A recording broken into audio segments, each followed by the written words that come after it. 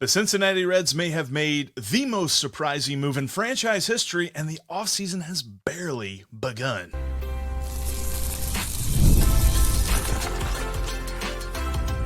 You are Locked On Reds, your daily Cincinnati Reds podcast, part of the Locked On Podcast Network, your team every day. Welcome into Locked On Reds. My name is Jeff Carr, and I talk about the Reds every day, all day, every day, every week, every month here on the Locked On Reds podcast, because we are part of the Locked On Podcast Network, your team every single day. And as host of this podcast, I want to make Locked On Reds accessible for everybody. We're going to talk about the biggest things going on in Reds country. We're going to dive in to some geeky numbers, and I'm going to make them make sense, though. We're not going to go too crazy there. And we're going to overreact to the daily motions of the MLB Ocean in the 162 and during the offseason as well. I'm so glad that you're alongside me here today because I have a special guest with me on today's show. He is Jason Williams, Cincinnati Enquirer sports columnist. He has grown up in Cincinnati on the west side. He's covered baseball from multiple different angles, been a beat writer on different levels. He's also covered politics and things like that, but he's been back in the sports sphere for a couple of years here with the Enquirer. And quite frankly, he and I are very similar on the way that we view this team. And we're going to look at a couple of different things, like why Matt Mclain's best position means he probably should not move next year. We're also going to discuss some of the offseason ideas and how this Reds team will most likely move, and probably why Juan Soto's not going to happen. We'll discuss as to why that's the case, but also what the most important things should be. But we're going to begin today's conversation by looking at this hire that the Reds just made of Terry Francona and where it ranks as far as biggest surprises ever in the history of the franchise. That's all coming up on this episode that is brought to you by PrizePicks. Download the app today and use the code LOCKEDONMLB to win $50 instantly when you play your first $5 lineup. PrizePicks, run your game. Is the Terry Francona hiring the most surprising move they have ever made? Oh goodness, what a man! Great to be with you, Jeff. What a great question. I certainly think it's the best move the Castellini ownership group has ever made. I've been thinking about, is this the best managerial hire at least since, and again, at the moment of the hire. Now, right. I do think the Dusty Baker hire was a great one, but when you look at the moment of the hire, this is probably the best managerial hire the Reds have made since, I would think, Davey Johnson, who had won the World Series with the Mets and came over in the early 90s. And then we all know that he's the last manager to have won a playoff series here in Cincinnati. That's a great question. I think I honestly hadn't even thought about if it's the best they've ever made. I definitely think it's the best this ownership group has ever made, and probably the ownership group before that even. So, yeah. It's interesting because, like, Steve and myself, I mean, we listed Terry Francona at the top of our list, but we kind of did that knowing that he wasn't probably going to come here. Like, I was thinking Skip Schumacher. I was thinking maybe they go get David Ross, and we kind of look at it and we say, well, they had success in this manner, so they probably bring that here. There is no, like, let's squint really hard and figure this thing out as to why it's so good. It's just good. I mean, it's honestly, I think it's shocked a lot of people from the standpoint of just the state of the Reds after this season, how down on the team fans are and have been, and rightfully so. Can't fault the fan base for, I mean, it's such a loyal fan base and such a passionate fan base, such a knowledgeable fan base. And to be really upset. And I think generally, and I know you always got to try to take Twitter you got to be careful about what everyone's saying there. But, like, I do sense that most, true loyal fans didn't feel like David Bell was really the problem. But then, there was the visceral reaction that, generally David Bell wasn't the problem. And when they, moved on from him, and then, I think that same thing is that a lot of people thought, okay, is it Skip Schumacher? Is it David Ross? Like I felt the same way as you did. I'm like, you put Terry Francona as like the dream scenario, probably a long shot scenario, given that he was the all-time winningest manager in Cleveland Guardians history, and he left at the top of his game basically, and left on his own, and health issues, 65 years old. When you think about organizations that do things the right way, when the Cleveland organization is really almost second to none, and especially when it comes to their pitching infrastructure. They are unbelievable at building pitching infrastructure, and just knowing that is such a critical thing to winning. You're sitting here like, okay, Terry Francona is a long shot, and then they went and got him. And credit to Nick Kroll, and that was just to turn what I thought was pretty much really kind of a PR debacle for the Reds, the way they parted ways with David Bell right before the season ended, making him the scapegoat for their issues this year. For them to be able to turn things that quickly and go get Terry Francona, pretty remarkable. Right. And as much as it's funny, because I kind of been getting this feeling here recently, like with the way that they handled Joey Votto leaving, with the way that they handled David Bell getting fired, it's almost as if you could like somehow make organizational decisions into an Irish goodbye. I feel like that's what the Reds have been trying to do. And somehow they turn that into a positive with this. But I think also this speaks to Nick Kroll, because he's a guy that last offseason, I was enamored with his plan. I really thought that this was going in the right direction. And while there's definitely still big pieces of the plan that are working, there is a little bit of it that I am concerned about. And I think that this hire definitely alleviates concerns. There's still more to do, and we definitely want to cover that here in just a few moments. But for me, at least, it's kind of been deferred a little bit. I don't think there's any, like, they have to go out and get a bat this winter.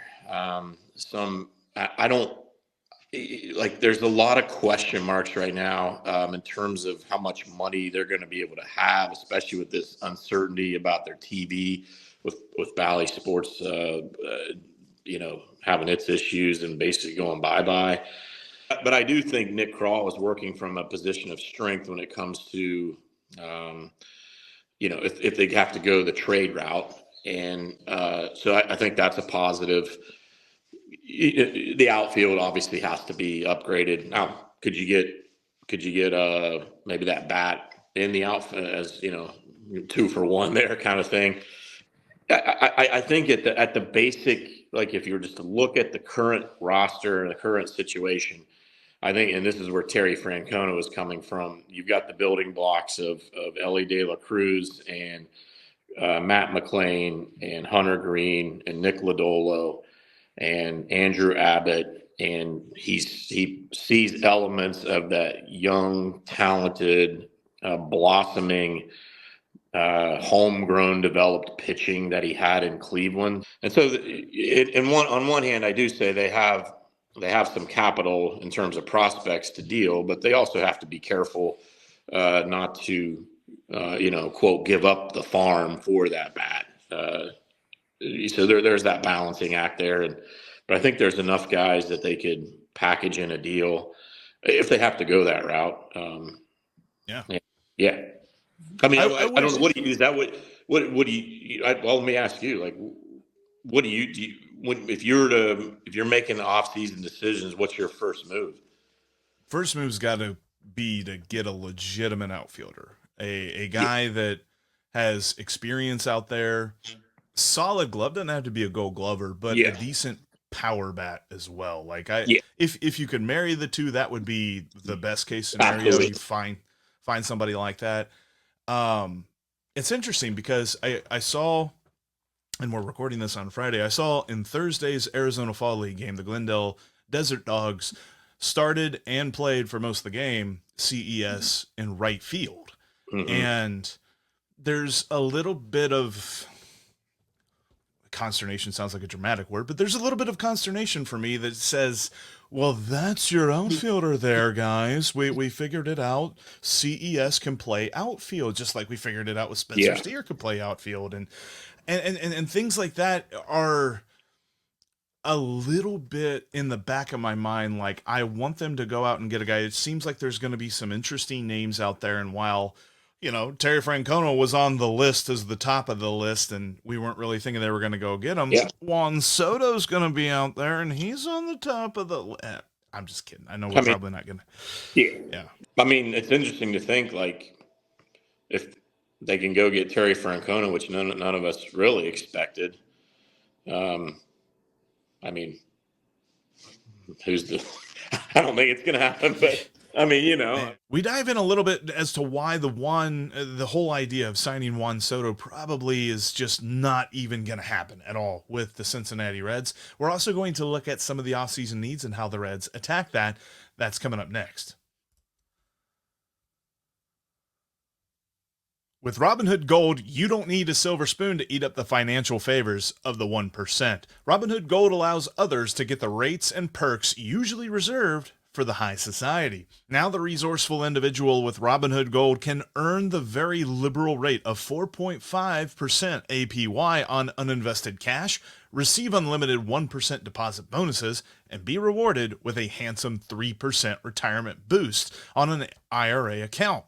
Robinhood Gold provides the privileges of a high net worth for any net worth. These generous benefits are now available for only $5 a month. The new gold standard is here with Robinhood Gold. Sign up at robinhood.com/gold.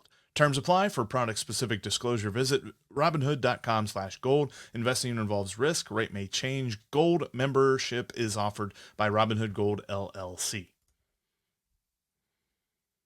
We are talking Reds all day, every week, every month here on the Locked On Reds podcast. Make sure you subscribe to get at least 30 minutes of Reds talk in your feed every single day. All right, let's jump back into my conversation with Jason Wade. I think a move like that puts them back into a place where they said they weren't going to be going anymore, and that's giving a lot of money to one player over a long period of time. And you know, when it's hard to bring on a guy like that, and then out the other side of your mouth saying that the organization is built on scouting and development. And so, yeah, I like the plan that they're on. I've praised it for the most part. You know, the whole 2022 the 2022 good, and it feels like it was 10 years ago. When they, you know, in the offseason between 21 and 22, right? Yeah, 22, they lost the 100 game. Yeah. You know, for once, and I've written this many times about that, you know, we all clamored for a plan. They've now got it. Now now we want to blow up. I remember because I was on spring break. Right. At Hilton Head when they made, and I was covering politics then. I'd gone over to sports later that year, but I remember because that was when I think in spring training that year, they dealt Winker. Did they deal Winker and Suarez? Yeah. Suarez. Yeah, that's right. That was the big one. And I remember so much talk then about 2025 being that was the year that was thrown out. So yeah, it seems like, again, you got to get Matt Mclain healthy, but certainly when you're looking at 2025 and the way Ellie has trended, the way Hunter Green has trended, the way Nick Lodolo has trended when he's pitching, or when he's, you know, healthy, Andrew Abbott, you know, obviously we didn't know about Rhett Lauder at that time, but you know, Spencer Steer is a stalwart in there, solid part of the nucleus of this club. The other question that I think they need to answer this offseason is the outfield and get that guy. But they've already suffered 2 injuries on the pitching staff. Brandon Yep. Williamson, Julian Aguiar, not Yep. going to be here in 2025. And then you have the question of, is Graham Ashcraft a starter or is his best spot in the bullpen? And so you're maybe even talking about 3 guys that are coming off of the list of being on the starting staff in 2025. So I think they've got to go out there and get that guy. And while it doesn't need to be an ace type dude, like I'm not looking at anybody to compete with Hunter Green. Hunter Green has proven that he is the ace of this staff. It probably needs to be somebody a little bit more reliable than, say, we're going to go get Chase Anderson off the waiver wire. You bring up all that's great points, and that was like it's funny, like you mentioned that because our beat writer at the Enquirer, Gordon Whitmire, and I, we sat down for lunch. It was in downtown. It was the day before the Brandon Williamson news came out about the Tommy John surgery, and he was done for the next season. But at that point, he and I were both like, the strength of this club is certainly the starting rotation. And we were both kind of like, do you even, knowing these other things you said here, do they even need to go get a starting pitcher? And that was at that point. And so now you wonder with those guys, with Williamson, certainly I think a guy that when you were looking at 2025, he's certainly was definitely in a huge contender for a spot in the rotation. Yeah. So now, but Rhett Lauder comes on. Do you go out? Do you get one of those veteran starters? I don't know. I'm not saying it's him. I'm just saying like a Wade Miley type that you kind of get and like plug in as the 5th starter. I agree with you on Ashcraft. That was another thing Gordon and I talked about, was like, what do you do with him? And gosh, I struggle with that one because I love his mentality. That guy is tough. He's a gamer. He's got the mentality. He's got the mentality of both. That give me the ball and I'll go do what you're asking me to do. And so maybe that I blame John Sadak and Chris Welsh for putting this image in my mind of Emmanuel Clase when it comes to Graham Ashcraft. I would love to see that. Yeah, but yeah, it's like he's a guy I could see him really thriving in a relief role. Pitching on short rest. But I could also. We've seen those flashes of him and what he could be, and could he be a 4th or 5th guy? I don't know.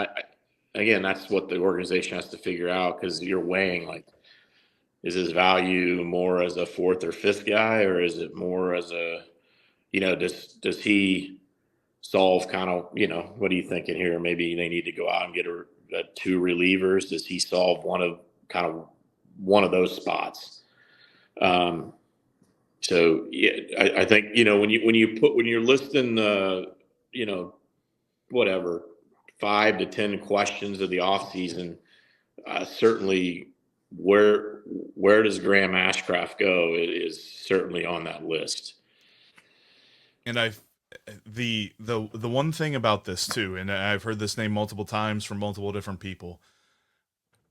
I don't know that I want it to be Sonny Gray, because I just don't know that you're going to be able to trade the kind of prospect capital that you're okay with trading for Sonny Gray. Like, I think it's going to cost a little bit, and he's still making ace money. He's not the kind of guy that, and probably the other part, and Steve and I have mentioned this a little bit, is that the guy that you get, you almost need to be okay with if he kind of tapers off a little bit, then Chase Burns is ready to take over for him, or Chase Petty, a couple of Chase guys. One of those guys, when they're ready to go, they're not just, well, you can't come up because we're too full, although that might be a good problem to have. But I kind of feel like if you get a guy like Sonny Gray and he does struggle, there is no ability to be like, well, he's struggling, let's get him to work on some stuff, and oh, by the way, we'll bring up Chase Burns. I think when you're I think those are all just great points. And I think like Nick Kroll has a hard job, and that's why he has that job. He gets paid to do that job. I think that is a big challenge for him, because when you look at the pitching, the starting pitching, you're like, okay, yeah, this is who they're building around. And like, and when you're talking about limited resources, and when you looked at the issues of this past season, the pitching was strong, obviously until everyone got hurt there in the end. But the pitching really held up well and really took a huge step. I remember talking to our bud Yid at WLW in spring training, and I still remember this conversation. We were in the media tent there at Goodyear, and he's like, "It's all about Hunter Green. As Hunter Green goes, this team goes." And we were both like in agreement on that, and it didn't turn out that way just because there were so many other issues. But I think if you're Nick Kroll and you're looking at, like, am I going to go spend a lot of money on a starting pitcher? Probably not, given what they have and the core of what they have. But there's still those, like, Nick Lodolo's health, and he's never been fully healthy. Obviously, the Graham Ashcraft question. Rhett Lauder is still, what has he been in the big leagues? A month, basically. Hunter Green. I think you're going in and you're not sitting there thinking about injury. You're like, this is the ace. This is the guy. So, and then when you Andrew look Abbott as well has not been Andrew healthy Abbott, for a whole year. Absolutely. As well. So when you think about kind of the big three, which we used to say was Green and Lodolo and Ashcraft, now it's Green, Lodolo, and Abbott, and to build around those guys, and then you throw in Lauder and maybe here at some point Petty, maybe Ashcraft. Like, I don't see where spending resources on a frontline starter like Sonny Gray is probably in the cards for this organization. Now, again, I could see it maybe getting a veteran fifth, number 5 starter that, helps you to eat innings and stuff. But, I just don't see them going out and making a big splash when it comes to a starting pitcher. Matt Mclain shouldn't have to move. We'll tell you why coming up next. Did your fantasy season get off to a rough start? Bounce back with PrizePicks, America's #1 daily fantasy sports app. It's so easy to see why they're the best, because you can win up to 100 times your money with PrizePicks. All you need is as little as 4 correct picks in an entry, and you could turn $10 into $1,000 just like that. All you need to do is pick your favorite players, like, if you're a Bengals fan like myself, Joe Burrow and Jamar Chase, and find your favorite stats and click more or less. It's that easy. You put together at least 4 picks and you could win up to 100 times your money. Download the PrizePicks app today and use the code LOCKEDONMLB and you'll get $50 instantly when you play $5. That's code LOCKEDONMLB on PrizePicks to get $50 instantly when you play $5. You don't even need to win to receive the $50 bonus. It's guaranteed. PrizePicks. Run your game. If you're not able to watch the show here on YouTube, make sure that you subscribe to us on your favorite podcast app, because we're on all of them, and you can listen to us through that way. That way you get your Locked On Reds no matter what. Something else that I wanted to kind of talk about, because we've mentioned Matt Mclain a couple of times, and it came out that he is willing to make the move to center field, to third base, wherever the team needs him. And while I love that, and that just continues to show his personality, his leadership ability for this team, is it necessary? Because what is Matt McLain's best position in your mind? In my mind, it's second base, and I know that people will argue with that it's shortstop as well. Like, I mean, when you think of baseball, like, your defense has to start with being strong up the middle. So at shortstop, at second base, and in center field. Well, I think Ellie, there's still some things that he needs to clean up, but I think we saw that he's the shortstop. And I'm glad that there's no that we're putting that to bed in terms of move Ellie to the outfield. Like, nah, he's the shortstop. Right. But it was a fun little pipe dream that we had there for a minute. Yeah. Right. I mean, I really like the up the middle of, and again, as is right now. Ellie, Mclain, and then Friedel in center. And again, that's as things are right now, because defensively, I think Friedel's I think he's fine. He's got good range, yeah, definitely. Yeah, good range, yes. So I don't like the idea of moving him to the outfield. I like him at second base, but then that says, okay, then that brings back where we were at last offseason. Like, well, what do you do about Jonathan India? And he does profile to me more as like a corner guy, at least defensively. I know that his bat does not say corner outfielder, third baseman, first baseman, something like that. So there's a. Are you talking about India or McLean? Yeah, India. Yeah, India.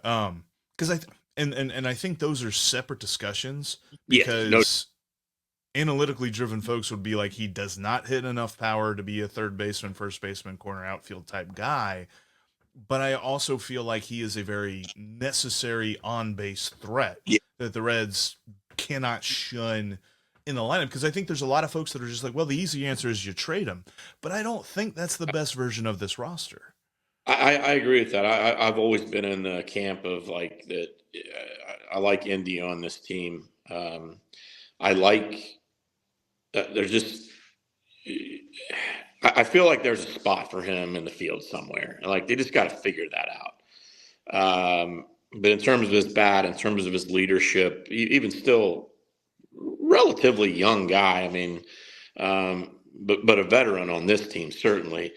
And his voice, some of the things, I know it's like he's really kind of come into his own as a guy he's his own guy, and he's going to speak his mind. And I like that. I like that. Yep. And I think Terry Francona likes that.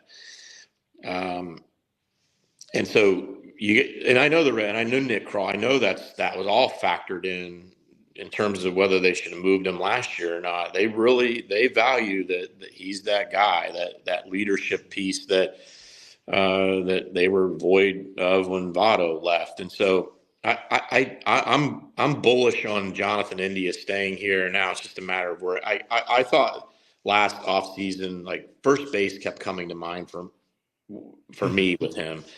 Especially at that time when CES, still the uncertainty of him, and honestly still the uncertainty of him today, obviously coming off the injury, and we still don't really know.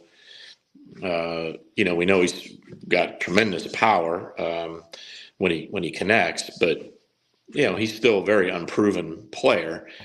And so I like India at first, but on the flip side, you're right. Like, when we're sitting here on one hand saying they really need that middle of the order bat, and then on the other, like, first base is maybe where they need that from. But yeah, you're right. I mean, it could come from an outfield spot or whatever. But I for whatever reason, I know there's a spot for Indy in the lineup. I don't think it's second base. I feel like Matt Mclain is the guy there. And so now what do you do with India? He came up, didn't he come up as a third baseman? He was drafted as a third baseman. I know that. Yeah. I know he switched between there during his minor league career. I don't think he played. No, I know he played. That's what I meant. He didn't come up to the major leagues as a third baseman. Yeah. I believe he came out. Was at University of Florida. Was where he was. He played third base there. Yeah, our Locked On Gators host Brandon Olson, every so often, if India does something, he'll text me and he'll be like, "Hey, Gator, chomp, man," and I'm like, "Yeah, sure." Not really a Florida guy, but no, I think too. Like, when I look at India and I look at Mclain, I would rather have Mclain at second base, and finding a position for India, I do think is paramount, because I think he's part of this team, and there's something about thinking about Terry Francona and the kind of guys that he likes to play with, like, I think personality-wise, I'm not saying talent-wise, because we haven't seen this sort of production from Jonathan India, but personality-wise, Jonathan India and Dustin Pedroia are very similar. And I think that there's something about maybe Terry Francona can unlock something in Jonathan India, because I think Red Sox fans would be the first to tell you that Dustin Pedroia was not the most talented part of that team, but he was the heart and soul of that team. Yes. It's funny, Brandon, because when you think of Francona's Red Sox teams, like India does feel like more of a personality that was on those Red Sox teams, and more so than on those Cleveland teams that he had, and especially just like kind of every year we've seen India become more vocal and more. And I'm not just saying with the media or whatever, but like he's just become he's become his own guy. Like he's I think he's not afraid to I don't think he's just not afraid to be himself now. He realized, he looks around, is like, I'm one of the veteran guys in this clubhouse now, and then this is how things need to go, and I'm going to say it. And I really saw that for the first time last year when he had the plantar fasciitis, and he got a second opinion, and he was a little critical of. He wanted to be on the field. He was a little critical of the Reds organization for.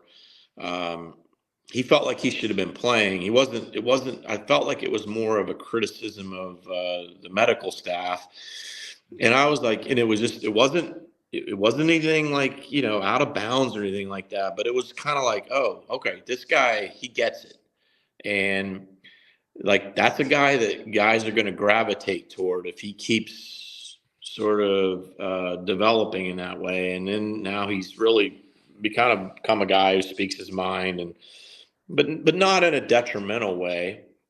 Not a guy who's I certainly think he might have that potential, like if things really go bad, that he could maybe say some pretty tough things. But I like what he said here. He basically came out and said this clubhouse needs. I'm paraphrasing, but he admitted this clubhouse needs more accountability, and he loved David Bell. Like he was very, he was praiseworthy of David Bell. So he was generally just sort of assessing, and you appreciate that as fans, that to have that voice, especially with the team of young guys, and for him to.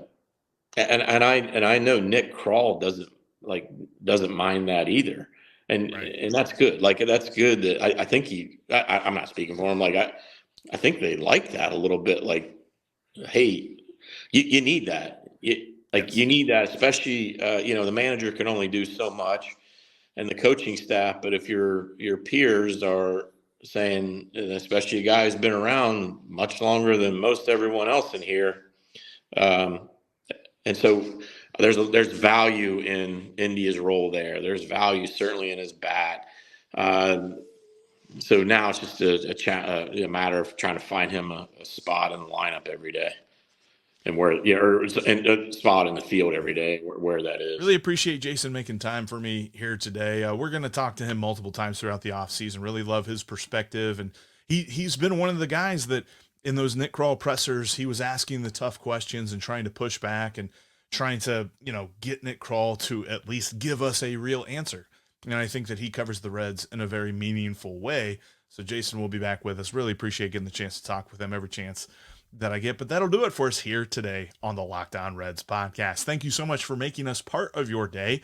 If you're not subscribed, make sure you do so, because we're going to be with you all throughout the offseason every single day. But thanks as always for making us your first listen. Now make your second listen Locked On MLB. Got a link in the description of today's episode of where you can just click on that link and go to Locked On MLB. That way you don't have to go searching for it or nothing. Sully's got you covered every single day for the MLB playoffs. He's going to interject some of his witty humor as well. That's Locked On MLB, just like Locked On Reds, free and available on all podcast platforms, and we are part of the Locked On Podcast Network, your team every single day. And you can trust that we right here. We'll be Locked On Reds every single day.